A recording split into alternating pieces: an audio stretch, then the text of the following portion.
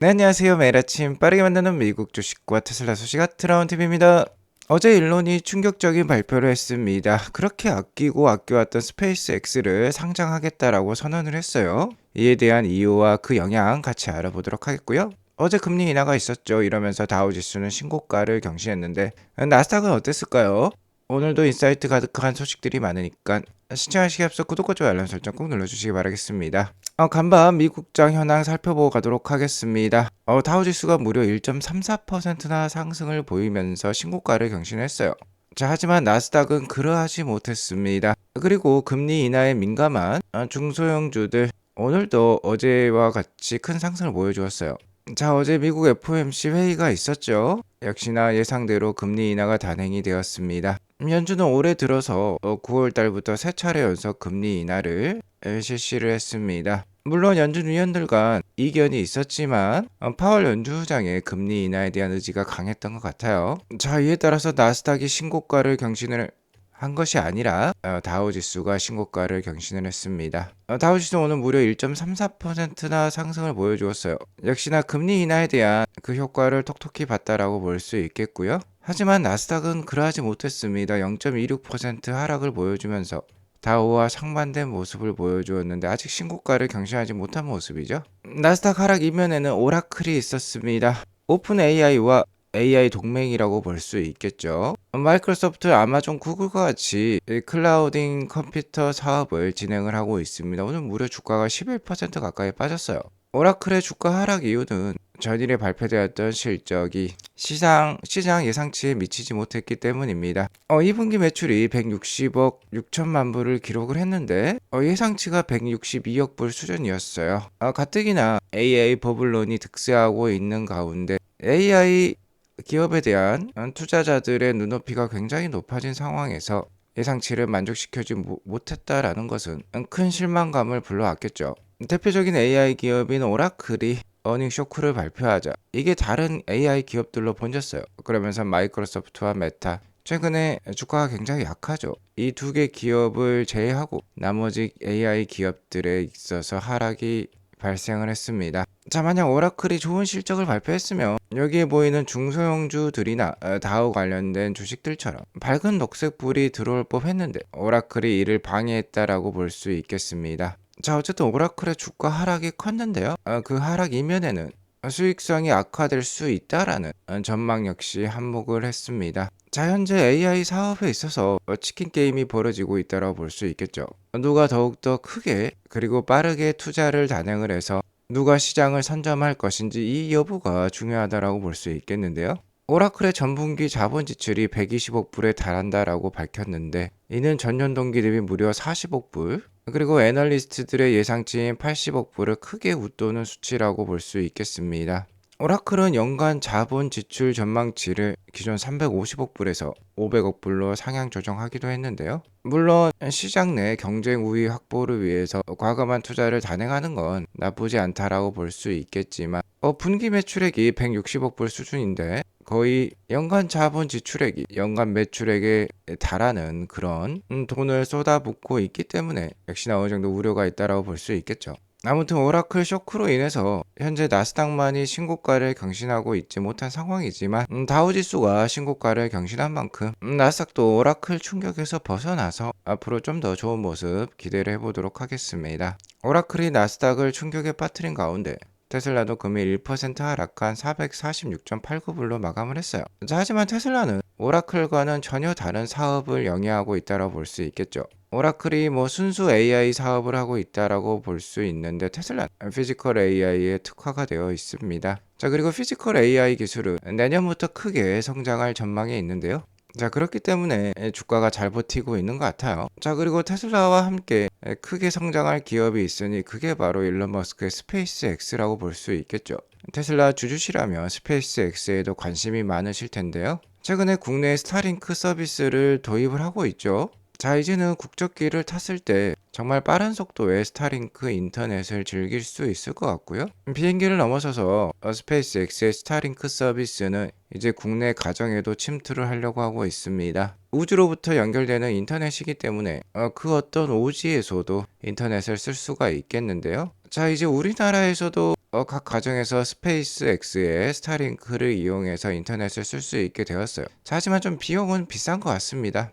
우리나라는 이미 유선 광랜이 많이 깔려 있기 때문에 솔직히 그렇게 이용객이 많지는 않을 것 같아요. 자, 하지만 어디 산간 오지라든지 섬이라든지 이런 데는 스타링크 서비스가 유용할 것 같습니다. 어쨌든 이렇게 스타링크 서비스를 가지고 있는 이 스페이스 X의 메인 목적은 로켓 발사를 통해서 우주 여행 시대를 이끄는 거고요. 화성 개발을 이끄는 게 스페이스 X의 목적이라고 볼 수 있겠는데, 워낙 우주 사업에 있어서 독보적인 존재이기 때문에 그 가치가 높다라고 볼 수 있겠어요. 자, 이런 기업을 일론 머스크가 거의 100% 소유하고 있다라고 볼 수 있겠는데, 이 스페이스 X를 내년에 IPO 즉 기업 공개를 실시할 것으로 일론 머스크가 컨펌을 해주고 있어요. 여기 보시면 에릭 버거라는 인물이 있는데, 에릭 버거는 스페이스 X의 대표적인 로켓이죠. 펠컨 9과 드래곤에 관한 베스트셀러 저자입니다.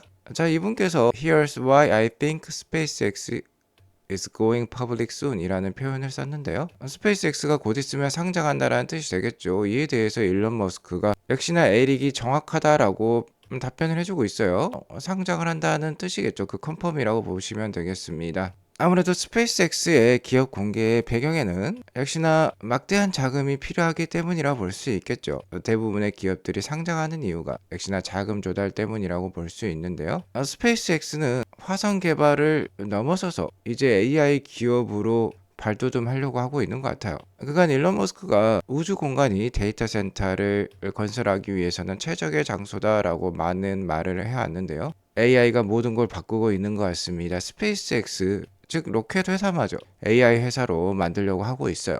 일론은 그냥 스페이스X를 수년간 상장 거부를 해왔었습니다. 자, 테슬라도 한때 퍼블릭이 아니라 프라이빗, 즉 사유 기업으로 다시 만들려고 노력도 했었어요. 일단 기업 공개를 하게 되고 상장이 되면 뱃사공이 굉장히 늘어나는 것이죠. 기관 투자가들이라든지 미디어에 영향을 받을 수밖에 없습니다. 자신이 생각하는 방향으로 기업이 나아가지 못할 수도 있기 때문에 이 스페이스X 역시 상장을 수년간 거부해 왔었는데요. AI가 모든 걸 바꿨어요.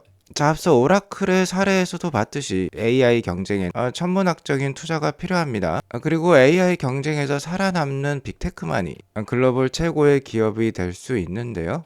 역시나 AI 경쟁은 누가 더 빠르게 더 많은 자원을 모아 배치하느냐 그 여부가 중요하다고 볼 수 있겠어요. 역시나 돈이 많이 필요하다라고 볼 수 있겠는데요. 스페이스X는 충분한 기술을 보유하고 있기 때문에 대규모로 확장을 하기 위한 돈이 필요하다고 볼 수 있겠습니다. 스페이스X의 AI 전략은 여기 잘 표현이 되어 있습니다. 단기적으로는 현재 인터넷 서비스를 제공하고 있는 이 스타링크 위성, 이 위성을 개조를 해서요. 위성 자체가 데이터 센터가 되는 거예요. 자, 한마디로 위성에 엔비디아의 GPU 칩이 들어간다라고 보면 되겠습니다. 자, 위성 자체가 이렇게 태양광 판넬을 가지고 있죠. 그렇기 때문에 스스로 에너지를 만들어낼 수 있고 그 에너지를 통해서 데이터 센터를 돌릴 수 있다라고 볼 수 있겠죠. 자, 장기적으로는 일단 이렇게 달 표면에 자동화된 데이터 센터를 건설할 수도 있겠습니다. 자, 아니면 달 표면에 인공위성을 만들어내는 공장을 건설할 수도 있어요. 달에서 직접 AI 전용 대형 위성을 양산을 합니다. 역시나 이 위성 자체에 데이터 센터가 포함이 되어 있겠죠. 자, 이를 로켓 없이 바로 우주 공간으로 쏘아 보낼 수 있다라고 해요. 자, 한마디로 우리가 남해안에 김이라든지 굴을 양식하듯이 우주 공간에 데이터 센터 양식장을 건설한다라고 보면 되겠습니다. 대신 대기도 없고 중력도 지구보다 약한 이 달 표면에서 위성을 생산해서 로켓 없이 손쉽게 인공위성을 쏘아 보낸다라는 뜻이 되겠죠. 이와 관련해서 월스트리트 저널이 머스크와 제프 베조스가 우주의 데이터 센터를 구축하기 위한 경쟁을 벌이고 있다라고 얘기를 하고 있어요. 일론 머스크의 스페이스X는 로켓과 위성 기술에 있어서 강점을 가지고 있고, 제프 베조스는 세계 1위 클라우드 컴퓨팅 사업인 AWS를 가지고 있죠. AI 사업에 있어서는 글로벌 1, 2위를 다툰다라고 볼 수 있겠어요. 각자의 장단점이 다른데 어쨌든 함께 경쟁을 하고 있다라고 월스트리트 저널은 얘기를 하고 있습니다. 제프 베조스도 블루 오리진이라는 로켓 기업을 가지고 있죠. 아무튼 이와 관련해서 일론 머스크는 그냥 이렇게 웃어 넘겼어요. 물론 제프 베조스가 AI 사업에 있어서는 강점을 가지고 있겠지만 로켓이라든지 위성 기술에 있어서는 일론 머스크의 스페이스X를 따라오려면 한참 멀었기 때문에 이렇게 웃고 있는 것 같습니다. 자, 아무튼 이 스페이스 X가 상장을 하게 되면 기업 가치가 1조 5천억 불에 달할 것으로 예상이 되고 있어요. 1조 5천억 불이면은 현재 테슬라의 시총 수준이라고 볼 수 있겠는데, 자, 안 그래도 일론 머스크가 테슬라의 기업 가치로 인해서 세계 최고 부자에 등극을 했는데, 스페이스 X마저 테슬라의 기업 가치에 준하는 시가총액을 만들어낸다라고 하면은 일론 머스크는 정말 독보적인 세계 1위의 부자가 될 수 있겠죠. 만약 스페이스 X가 기업을 공개하게 되면, 그러니까 상장을 하게 되면은 예상 자금 조달액이 300억 불을 초과할 것으로 예상을 하고 있어요. 역사상 지난 가장 큰 IPO, 즉 기업 공개는 2019년에 있었던 사우디 아람코의 기업 공개였습니다. 자, 이때 아람코가 290억 불을 조달을 했었는데요. 이 기록을 넘어설 것 같아요. 아람코는 현재 세계 5위 안에 드는 큰 회사입니다. 아무튼 저 역시 테슬라 주주로서 스페이스 X가 상장을 하게 되면 뭔가 테슬라 주주에게도 우선 매수권을 준다라든지 뭔가 권한을 주면 좋을 것 같습니다. 어쨌든 최고의 미래의 사업은 AI와 우주 사업이라고 볼 수 있겠는데, 우주 사업의 1등 기업이 스페이스 X고, 자, 이 스페이스 X가 이제 AI 사업까지 한다라고 하니까 정말 군침이 당긴다라고 볼 수 있겠죠. 아무튼 관련된 소식이 추가적으로 나오면 알려드리도록 하겠고요. 오늘 테슬라 주가가 하락했습니다만 12월 이번 달 연말이나 내년 초가 되면 텍사스 오스틴부터 안전운전자가 제거될 예정에 있어요. 자, 이에 따라 P감독 FSD 달성이 확인이 될 것이고, 이렇게 되면 단기적으로 테슬라 주가에 좋은 호재가 될 수 있다라고 말씀을 드려왔고요. 중요한 건 내년 4월 이후가 되겠죠. 내년 4월 달부터는 이 사이버캡이 나오게 되는데, 사이버캡의 생산 시작이 이제 5개월도 채 남지 않았습니다.